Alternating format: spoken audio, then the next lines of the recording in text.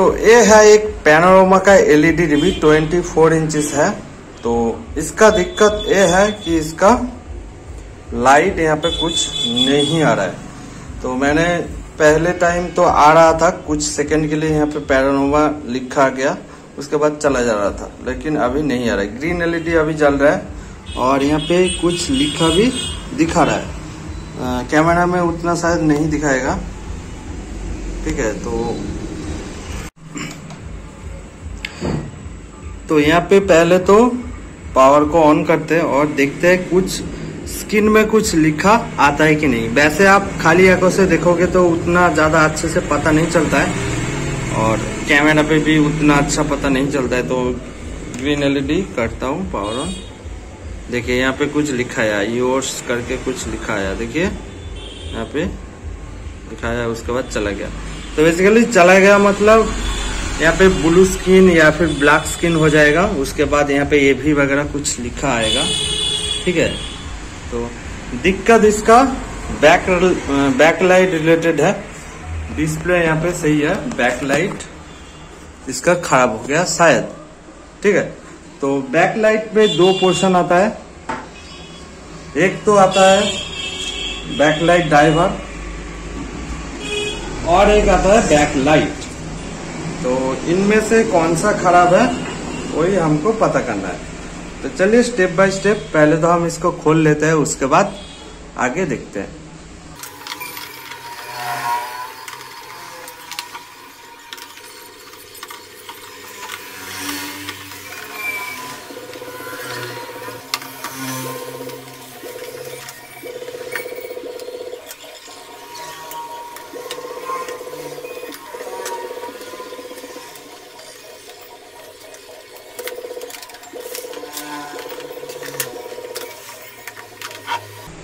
तो पहला तो हमारा काम ये है कि बैक लाइट का जो वोल्टेज बनना है वो सही से बन रहा है कि नहीं, वही हमको अभी देखना है।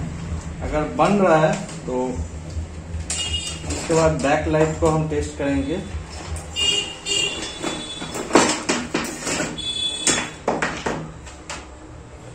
वोल्टेज यहाँ पे बेसिकली बूस्ट होना चाहिए। जब यहाँ पे वोल्टेज स्टार्ट होगा, स्टार्ट से पहले जो वोल्टेज होगा और स्टार्ट के बाद वोल्टेज में यहाँ पे बहुत ज्यादा बूस्टिंग होना चाहिए लगभग। तो यहाँ पे 19 वोल्ट दिखा रहा है और पावर ऑन मैं करता हूँ। पावर ऑन किया, उसके बाद यहाँ पे वोल्टेज लगभग 62 तक गया, उसके बाद ड्रॉप करने लगा। तो इसका मतलब 62 तक जा रहा है, मतलब यहाँ पे वोल्टेज तो बूस्ट हो रहा है, लेकिन यहाँ पे एलईडी एक बार भी अभी तक नहीं जल रहा है। पहले जल रहा था, एक्चुअल में कुछ सेकंड के लिए जल रहा था, उसके बाद नहीं जल रहा था, लेकिन अभी तो एकदम ही बंद हो गया है। तो मेरे को तो लगता है इसका बैक लाइट ही खराब है। तो चलिए बैक लाइट टेस्टर की मदद से, तो जैसा कि इसमें मैंने बैक लाइट टेस्टर को लगाया तो यहाँ पे कोई रेस्पॉन्स नहीं है, तो इसका मतलब इसका बैक लाइट ही खराब है, ठीक है। इसका बैक लाइट ही खराब हो चुका है। देखिए 300 वोल्ट यहाँ पे दिखा रहा है, तो इसका मतलब इसका बैक लाइट ही खराब हो गया। चलिए डिस्प्ले को खोलते हैं और देखते हैं क्या हुआ है एक्चुअली। इससे पहले इसका काम हुआ था, ठीक है। तो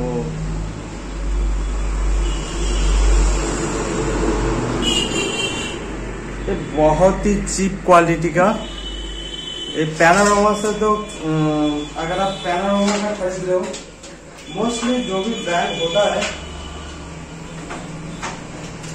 एक तो एलजी, सैमसंग और सोनी, ये तीनों कंपनी खुद का प्रोडक्ट डिजाइन करता है, खुद का बोर्ड, डिस्प्ले वगैरह ऑब्वियसली बड़ा जो मैन्युफैक्चरर है वहां से लेता है, लेकिन मोस्टली बॉडी वगैरह इसका अलग से, उसका खुद का डिजाइन मॉडल होता है खुद का।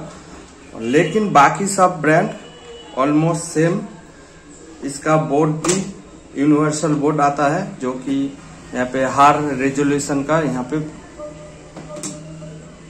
लग सकता है, रिमोट डिस्प्ले लग सकता है। तो मोस्टली ऐसे करके ही मार्केट चल रहा है। तो इसलिए आप अगर चीप प्राइस पर लेना चाहते हो आप कोई भी ब्रांड लीजिए, कोई फर्क नहीं पड़ता, क्योंकि क्वालिटी आपको ऑलमोस्ट सेम मिलेगा। तो मोस्टली क्वालिटी यहाँ पे डिपेंड करता है इसका बोर्ड और डिस्प्ले क्वालिटी पे ऑब्वियसली।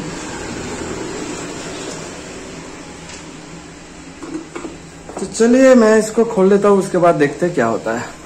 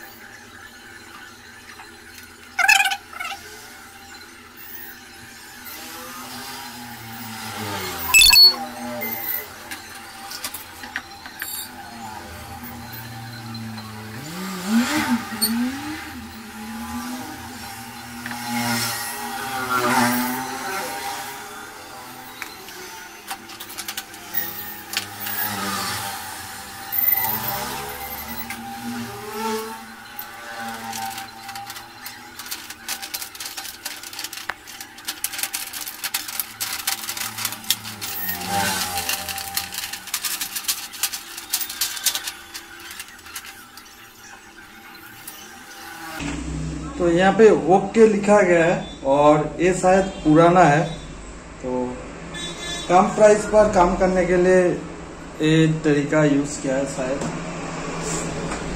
इससे पहले जो इस एलईडी टीवी पर काम किया था उन्होंने कम प्राइस पर काम करने के लिए ऐसा किया था।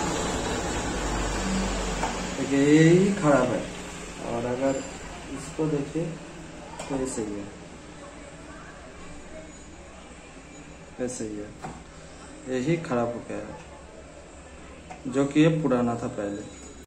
तो यहाँ पे मैंने दो अच्छा वाला नया बैकलाइट लाया है, तो इसको यहाँ पे लगाना है। तो वैसे आप देख सकते हो इसका क्वालिटी और इसका क्वालिटी, ठीक है। तो ये दोनों में क्या डिफरेंस है? बेसिकली इस पे तो हीट सिंक है नहीं, यहाँ पे बेसिकली जो है प्लास्टिक है। तो ये अगर थोड़ा सा मोटा रहेगा तो हीट थोड़ा सा ज्यादा स्प्रेड कर पाएगा और ज्यादा अच्छे से ये कूल हो पाएगा, तो इससे इसका लाइफ स्पेन बढ़ जाएगा। और बाकी तो आप देख ही सकते हो इसका जो लंबाई है वो सेम है, कोई दिक्कत नहीं है, और ऑब्वियसली एकदम परफेक्टली यहाँ पे लग जाएगा। लेकिन पहले वाला आप देख सकते हो ये तो पुराना लगता ही है, और ये भी यहाँ पे से टूटा हुआ है, तो ये भी कोई अच्छा है नहीं। तो ऐसे काम करना बेकार है। डिस्प्ले एक बहुत ही नाजुक चीज है, इसको बार बार खोलना लगाना मैं इतना ज्यादा प्रेफर नहीं करता हूँ। मैं एक बार में ही दो चेंज करना प्रेफर करता हूँ। कई लोग प्राइस कम के कारण, मतलब कम प्राइस पे काम करने के लिए एक ही लगाते हैं। मोस्टली एक ही खराब होता है, इन दोनों में से एक ही खराब होगा। लेकिन अब अगर नया लगाओगे और एक पुराना इसके साथ रहेगा तो पुराना वाला जल्दी खराब होता है मोस्टली, क्योंकि वो पहले से ही लगभग उसका जो टाइम स्पेन है वो कर चुका है, और वो भी किसी भी टाइम खराब हो सकता है। अगर एक साथ दोनों यूज किया गया है तो उसका भी लाइफ एंड होने ही वाला है। तो इसलिए मैं दोनों एक साथ चेंज करता हूँ। तो इससे क्या होता है, बैलेंस ज्यादा होता है। बेसिकली सीरीज पर रहता है तो इसका रेजिस्टेंस वगैरह कम ज्यादा हो जाता है। जितना दिन ये चलेगा उसके ऊपर इसका रेजिस्टेंस भी कम ज्यादा हो जाता है। तो इसलिए मैं ऑब्वियसली दोनों को चेंज करना प्रेफर करता हूँ। तो आप भी दोनों ही एक साथ चेंज कीजिए, तो इससे हमारा जो काम है वो बढ़िया तरीके से होगा और बहुत दिन तक चलेगा। तो चलिए मैं पहले तो इसको टेस्ट कर लेता हूँ, बैकलाइट हमारा सही है कि नहीं, उसके बाद बाकी काम करेंगे।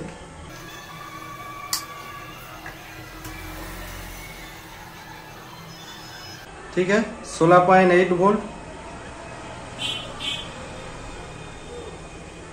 16.8 वोल्ट। लेकिन पहले वाला कितना वोल्ट का था वो भी देख लेते हैं।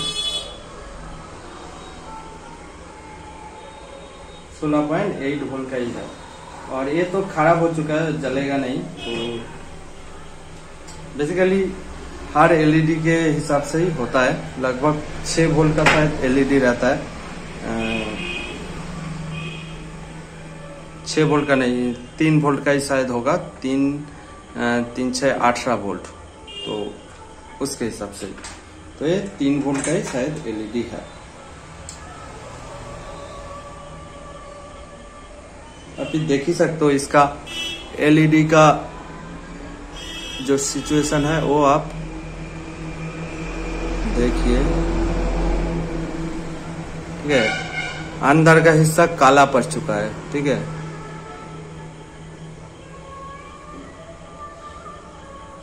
तो ये लाइव इसका खत्म हो चुका है। ये देख के ही लग रहा है ये 2022 में उन्होंने किसी का चेंज किया था, उसको ही यहाँ पे लगाया। तो चलिए मैं इसको यहाँ पे फिटिंग कर लेता हूँ, उसके बाद मिलते हैं।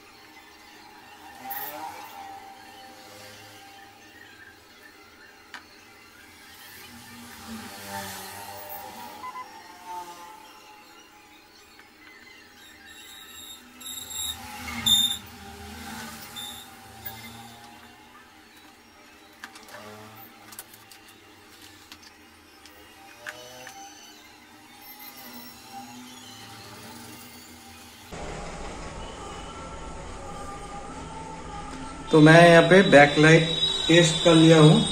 बैकलाइट यहाँ पे जल रहा है, ठीक है। तो 32 वोल्ट दिखा रहा है बैकलाइट टेस्टर पे। तो ये लगभग हाईएस्ट जा रहा था, जो कि इसका जो कन्वर्टर लगा हुआ है बैकलाइट ड्राइवर, वो बेसिकली 46 वोल्ट तक जा रहा था। तो 32 वोल्ट पे ऑपरेट हो रहा है, तो थोड़ा सा कम ही है। तो ऐसे हम कुछ नहीं कर सकते, क्योंकि ये यूनिवर्सल बोर्ड पे लगता है। तो इसीलिए जो कंपनी है वो बेसिकली हायर वोल्टेज के लिए बनाता है। तो ये बेसिकली हम कुछ नहीं कर सकते। किसी किसी में 3 लाइन रहता है, उस पे भी सीरीज रहता है, तो वहाँ पे लगभग 48 वोल्ट तक जाता है। तो उन केस में 46 वोल्ट हाई होगा तो कोई दिक्कत नहीं है। लेकिन इन केस में थोड़ा सा तकलीफ हो सकता है, क्योंकि इसका जो वोल्टेज है वो काफी कम यहाँ पे जरूरत है, लेकिन हायर वोल्टेज तक वो जा रहा है।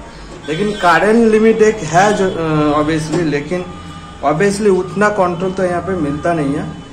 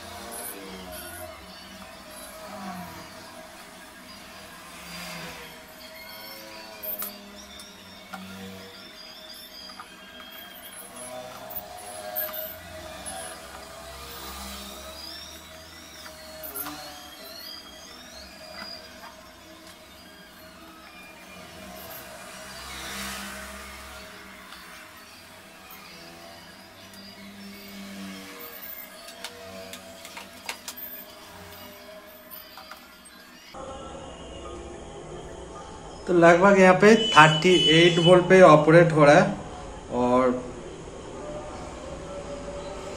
38 इंटू जो यहाँ पे 12 है, 12 इंटू 38 लगभग 12 डिवाइडेड बाय 38। ओके, तो कितना होगा? लगभग 3.3 वोल्ट के आसपास ही होगा। लेकिन दिक्कत ये है कि ये कितना ज़्यादा हीट हो रहा है। बेसिकली ये बहुत बार खराब हो चुका है, कस्टमर ने कहा है। तो मैं नहीं चाहता कि ये बार बार ऐसे ही चलता रहे। मैं एक हल तो जरूर ढूंढूंगा, ठीक है। तो यहाँ पे जो बार बार खराब होने का कारण एक ही है। हो सकता है कि इसका जो करंट लिमिट है वो थोड़ा सा हाई है, और यहाँ पे वैसे भी वोल्टेज थोड़ा सा 46 तक जा रहा था, 64 तक जा रहा था। तो इसके कारण भी एक खराब हो सकता है।